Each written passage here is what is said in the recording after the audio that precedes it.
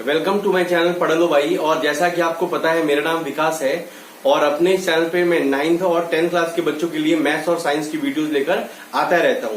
तो आज जो है मैं 10th क्लास के बच्चों के लिए ट्रिगोनोमेट्री के जो बेसिक जो भी कॉन्सेप्ट्स हैं वो आपके साथ डिस्कस करूंगा। और बच्चों को 10th में टी वाले दो चैप्टर से सबसे ज्यादा डर लगता है। कौन से? टी से ट्रायंगल और ट्री से ट्रिगो। है बात समझ में? तो इस चैप्टर में डरने की कोई जरूरत नहीं है। बहुत आराम से मैं जो सारी आइडेंटिटीज है, जो सारे जो बेसिक्स हैं, वो सारा चीज मैं आपके साथ क्लियर करूंगा। तो ध्यान से आप वीडियो देखना और अंत तक देखना, ताकि जो ट्रिगोनोमेट्री की जो भी प्रॉब्लम है, ट्रिगोनोमेट्रिक चैप्टर से जो भी आपको डर लगता है वो आज निकलने वाला है, वो दूर होने वाला है। पहली बात, trigonometry is based on right angle triangle. यानी ऐसा कोई भी सम नहीं है जो आप राइट एंगल ट्रायंगल के अलावा और कोई ट्रायंगल देखोगे। तो राइट एंगल ट्रायंगल का मतलब क्या है? ऐसा ट्रायंगल जिसका एक एंगल क्या हो 90 डिग्री। आई बात सुनिए, ऐसा ट्रायंगल जिसका एक एंगल क्या हो 90 डिग्री, इसी को हम कहते हैं राइट एंगल ट्रायंगल। तो सारे जो क्वेश्चंस है वो राइट एंगल ट्रायंगल पर ही बेस्ड होते हैं।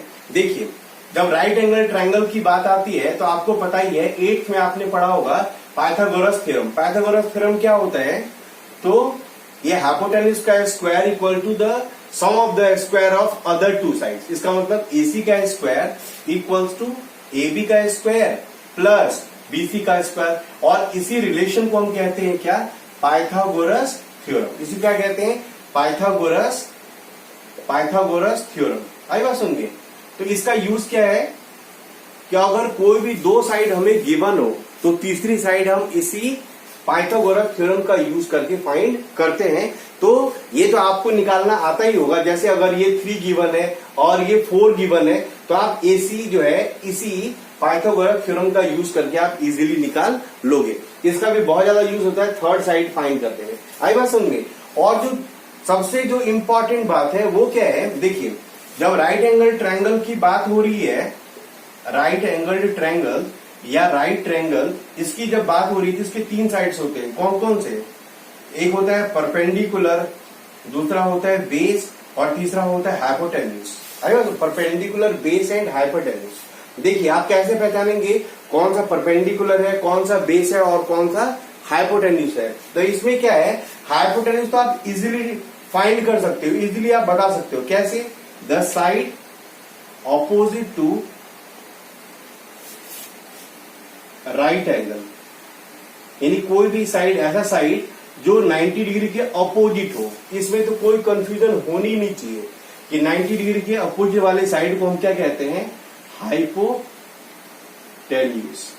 आई बात समझे? अब यहां पर क्या है, प्रॉब्लम कहां फंस जाती है? तो इसमें कौन सा ये परपेंडिकुलर होगा या फिर ये परपेंडिकुलर होगा, ये दोनों चेंज होते रहते हैं। डिपेंड किस पर करता है? तो आप कौन सा एंगल कंसीडर कर रहे हो। जो भी एंगल आप कंसीडर करोगे तो उसके अकॉर्डिंग परपेंडिकुलर और फिर बेस होगा। जैसे अगर मैं एंगल C कंसीडर कर रहा हूं तो जो भी एंगल आप कंसीडर करोगे ना, जो भी एंगल आप कंसीडर करोगे उसके ऑपोजिट जो साइड होगी ना, दैट इज परपेंडिकुलर। याद रखना, जो भी एंगल आप कंसीडर करोगे उसके ऑपोजिट जो साइड होगा दैट इज परपेंडिकुलर।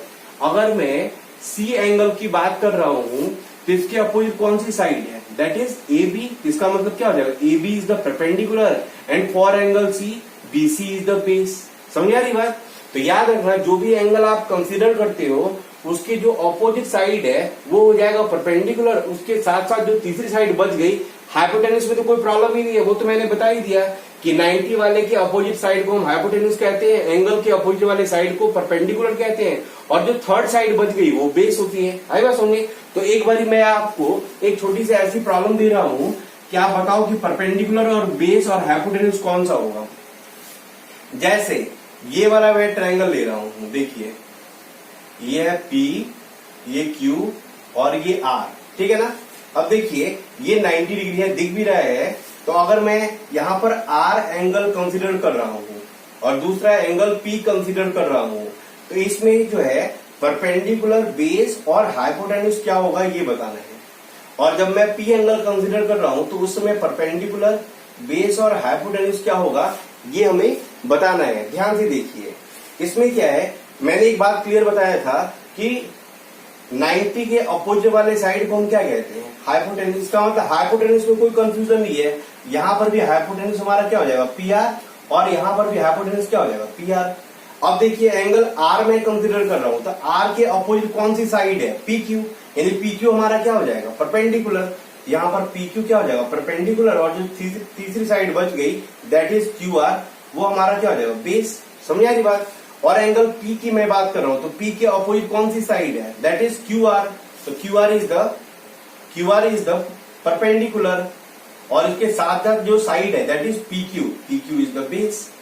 समझ आ रही बात। तो मुझे लग रहा है आपको ये कंफ्यूजन खत्म हो गई होगी कि परपेंडिकुलर, बेस और हाइपोटेन्यूज कौन सी साइड होगी, क्योंकि जो 8.1 है वो टोटली इसी पर बेस्ड है। अगर आपको एंगल देख के परपेंडिकुलर, बेस और हाइपोटेन्यूज पहचानना आ गया तो आधी प्रॉब्लम तो यहीं पर खत्म है। जैसे एक और एग्जांपल मैं ले रहा हूं, जैसे ये राइट एंगल ट्रायंगल है और इसमें ये वाला एंगल हमारा क्या है, 90 डिग्री, एक्स वाई जेड।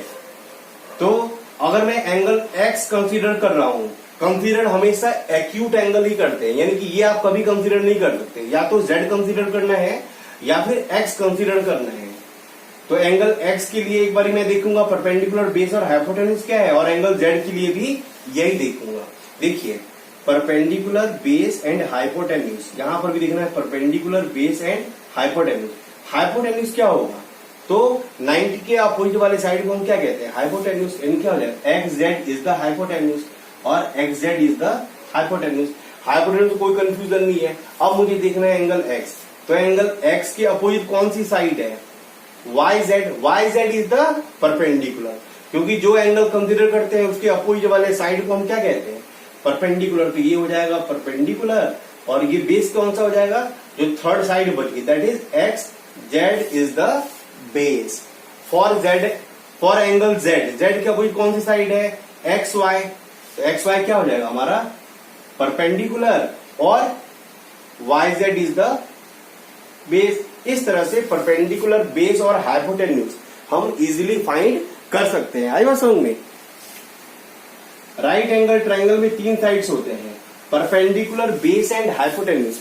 देखिए अगर मैं ये एंगल कंसीडर कर रहा हूं तो ये हो जाएगा हमारा परपेंडिकुलर, ये बेस, और ये क्या हो जाएगा, हाइपोटेन्यूज। समझ आ रही बात। ये 90 डिग्री है।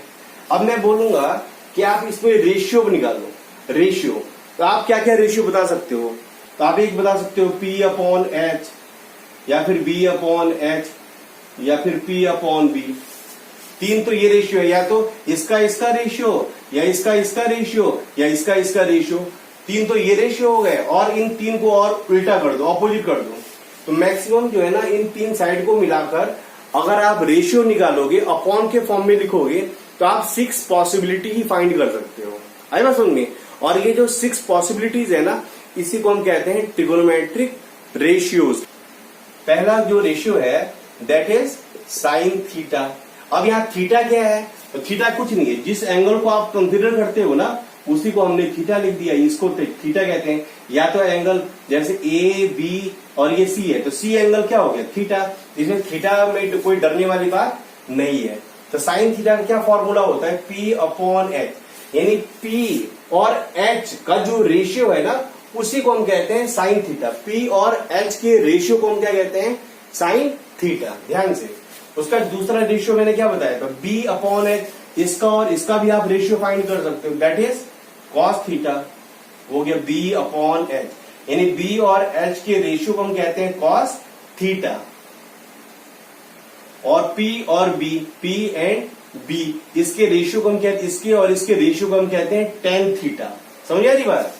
तो P और H के रेशियो को साइन थीटा, B और H के रेशियो को हम कहते हैं कॉस थीटा, P और B के रेशियो कहते हैं टेन थीटा। देखिए अब इसको क्या करना है ना, इसका ऑपोजिट, यानी P और H का ऑपोजिट, मल्टीप्लीकेटिव इनवर्स क्या हो जाएगा, H अपॉन P। तो साइन का ऑपोजिट क्या होता है पता है, कॉसेक थीटा। और कॉस का ऑपोजिट क्या होता है, सेक थीटा, यानी H अपॉन B। और टेन का जो ऑपोजिट है उसको हम कहते हैं कॉट थीटा, यानी क्या जाएगा, B अपॉन P। ये हमारे इसके जो है ना बेसिक रेशियोज हैं, जिस पर बेस्ड जो क्वेश्चन है वो 8.1 में गिवन है। अगर आपको इसको लर्न करने में थोड़ी प्रॉब्लम लग रही हो तो मैं एक राइम बता देता हूं। क्या? पंडित बद्री प्रसाद हर हर बोले और सोना चांदी तोले। ये एक ऐसा राइम है जिसके हेल्प से ये जो 3 रेशियोज हैं इसको आप इजीली लर्न कर सकते हो। कैसे? ध्यान से देखना।